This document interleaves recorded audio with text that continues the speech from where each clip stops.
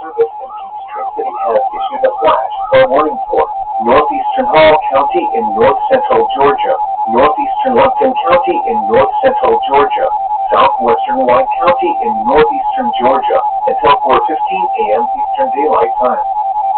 At 10:16 p.m. Eastern Daylight Time, Doppler radar indicated thunderstorms producing heavy rain across the warned area.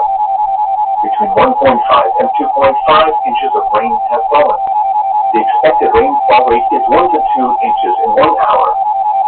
Flash flooding is ongoing or expected to begin shortly. Hazard: flash flooding caused by thunderstorms.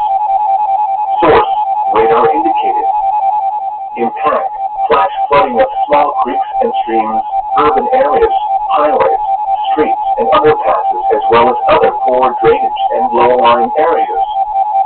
Some locations that will experience flash flooding include Gainesville, Cleveland, Claremont, Garland, Wahatchee Lake, Camp Coleman Lake, and Turner's Corner.